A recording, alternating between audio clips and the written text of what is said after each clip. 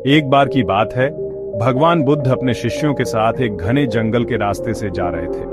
वे धूप से बचने के लिए बड़े बड़े पेड़ों की छांव में धीरे धीरे चलते हुए मार्ग तय कर रहे थे। उनके शिष्यों में से एक बहुत ही विचारशील और चिंतनशील शिष्य था, जिसका नाम आनंद था। आनंद अक्सर जीवन के गूढ़ प्रश्नों को समझने के लिए बुद्ध से मार्गदर्शन प्राप्त करता था। उस दिन चलते चलते आनंद के मन में एक सवाल आया। उसने भगवान बुद्ध से पूछा, भगवान, जीवन में कभी भी पूर्ण रूप से शांति क्यों नहीं मिलती? हर समय कोई न कोई विचार, चिंता या अशांति मन को घेर लेती है। क्या कोई ऐसा मार्ग है जिससे जीवन में सदा के लिए शांति का अनुभव हो सके? भगवान बुद्ध आनंद के प्रश्न को सुनकर मुस्कुराए। उन्होंने थोड़ी देर सोचा और फिर बोले, आनंद, तुम्हारा प्रश्न बहुत ही महत्वपूर्ण है। इसका उत्तर मैं अवश्य दूंगा, परंतु पहले मुझे बहुत प्यास लगी है।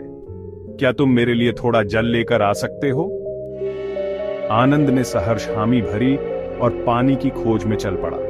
कुछ दूरी पर उसे एक झरने की आवाज सुनाई दी। वह प्रसन्न होकर उस दिशा में बढ़ गया। जब वह झरने के पास पहुंचा तो उसने देखा कि झरने का पानी साफ और निर्मल था। जैसे ही उसने पानी भरने के लिए कदम बढ़ाया, कुछ बैलगाड़ियां उस झरने को पार करने लगीं। बैलगाड़ियों के पहियों ने झरने के पानी को गंदा कर दिया और वह पानी अब पीने योग्य नहीं रहा। आनंद ने सोचा कि इस गंदे पानी को लेना उचित नहीं होगा। उसने कहीं और से साफ जल लाने का निश्चय किया। वह अन्य स्थानों पर पानी की तलाश में निकला, परंतु उसे कहीं भी पानी नहीं मिला। अंततः थक हारकर वह खाली हाथ बुद्ध के पास लौट आया। बुद्ध ने उससे पूछा, आनंद, तुम पानी लेकर क्यों नहीं आए? आनंद ने सारी बात विस्तार से बताई और कहा, भगवान, उस झरने का पानी बैलगाड़ियों के गुजरने के बाद गंदा हो गया था, इसलिए मैं अन्यत्र जल की खोज में गया था, लेकिन कहीं और पानी नहीं मिला। अब मैं फिर से प्रयास करूंगा और किसी दूसरी झील की तलाश करूंगा। बुद्ध ने शांति से कहा, आनंद, दूसरी झील की तलाश करने की आवश्यकता नहीं है। तुम उसी झरने पर वापस जाओ और फिर से देखो। आनंद को बुद्ध की बात समझ में नहीं आई, लेकिन उन्होंने बुद्ध की बात मानी और पुनः उसी झरने पर चला गया। जब वह झरने पर पहुंचा तो उसने देखा कि झरने का पानी अभी भी गंदा था। वह निराश होकर लौट आया और बुद्ध से बोला, भगवान, झरने का पानी अभी भी गंदा है। बुद्ध ने उसे थोड़ी देर ठहरने को कहा और फिर से वापस जाने का निर्देश दिया। आनंद अब थोड़ा थक चुका था, परंतु बुद्ध की आज्ञा का पालन करते हुए वह झरने पर तीसरी बार गया। इस बार जब उसने झरने का पानी देखा तो उसे बहुत आश्चर्य हुआ। झरने का पानी अब बिल्कुल साफ और निर्मल हो चुका था, जैसा कि उसने पहली बार देखा था। उसने जल्दी से जल भर लिया और उसे बुद्ध के पास ले आया। बुद्ध ने जल पीते हुए कहा, आनंद, जो कुछ तुमने अभी अनुभव किया है उसी में तुम्हारे प्रश्न का उत्तर छुपा हुआ है। आनंद ध्यान से सुनने लगा। बुद्ध ने समझाया, हमारे जीवन के जल को भी विचारों की बैलगाड़ियां रोज गंदा करती रहती हैं। जब हम किसी समस्या या विचार के आने पर तत्काल प्रतिक्रिया देते हैं तो हमारी मानसिक शांति भंग हो जाती है। जैसे उस झरने का पानी बैलगाड़ियों के गुजरने से गंदा हो गया था, वैसे ही हमारे मन का जल भी बुरे विचारों और चिंताओं से मथ जाता है। लेकिन यदि हम थोड़ी देर ठहर जाएं, समय दें और धैर्यपूर्वक प्रतीक्षा करें तो विचारों की गंदगी अपने आप बैठ जाएगी और हमारा मन पुनः शुद्ध और शांत हो जाएगा। आनंद ने बुद्ध की बात को गहराई से समझा। उसने जाना कि जीवन में शांति प्राप्त करने का मार्ग धैर्य, प्रतीक्षा और विचारों को शांत रूप से बहने देने में है। जैसे झरने का पानी समय के साथ साफ हो गया, वैसे ही हमारे जीवन के जल को भी समय दें, उसे धैर्य से देखें और बिना किसी प्रतिक्रिया के शांत रहने का अभ्यास करें। तभी हम सच्ची शांति का अनुभव कर सकते हैं। भगवान बुद्ध की यह कहानी शांति के गहरे और व्यापक अर्थ को उजागर करती है।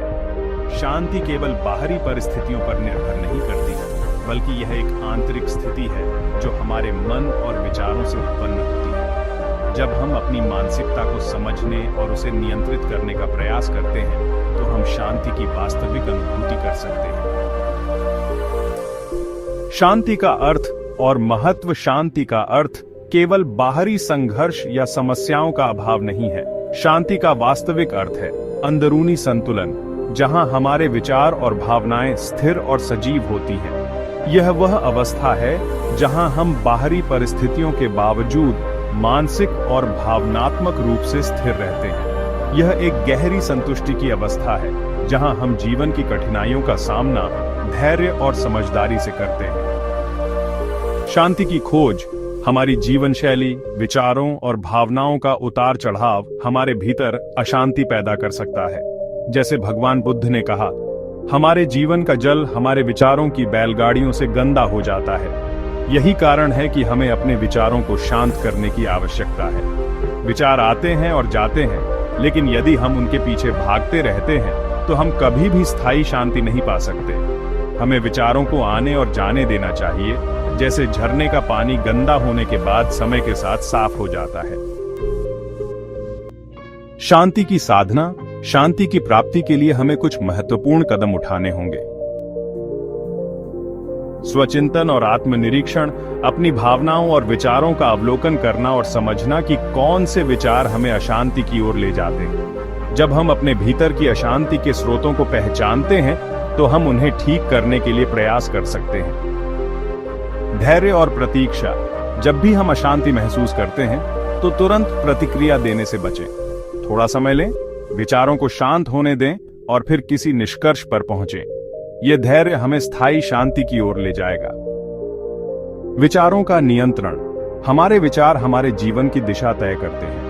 यदि हम अपने विचारों को सकारात्मक और शांतिपूर्ण बनाए रखें तो हम शांति का अनुभव कर सकते हैं। नियमित ध्यान और साधना हमें अपने विचारों पर नियंत्रण पाने में मदद कर सकते हैं। स्वीकृति और संतोष, जीवन में जो कुछ भी होता है उसे स्वीकार करना और संतोष का अनुभव करना भी शांति का एक महत्वपूर्ण पहलू है। जब हम जीवन की अनिश्चितताओं को स्वीकृति के साथ लेते हैं तो हम तनाव और चिंता से मुक्त हो जाते हैं। भगवान बुद्ध की शिक्षा यह दर्शाती है कि शांति हमारे भीतर ही है। इसे बाहर नहीं खोजा जा सकता, बल्कि यह हमारे मन और आत्मा की स्थिति है। जब हम अपने विचारों को शांत करते हैं, धैर्य से काम लेते हैं और जीवन को उसकी वास्तविकता में स्वीकार करते हैं, तब हम सच्ची शांति का अनुभव कर सकते हैं। शांति एक ऐसा मार्ग है जिसे हमें जीवन भर अपनाए रखना चाहिए। यह न केवल हमें मानसिक और भावनात्मक संतुलन देता है, बल्कि हमारे जीवन को भी सुखमय और आनंदपूर्ण बनाता है। अगर आपको ये वीडियो पसंद आया हो तो कृपया वीडियो को लाइक करें, शेयर करें और चैनल को सब्सक्राइब करना न भूलें।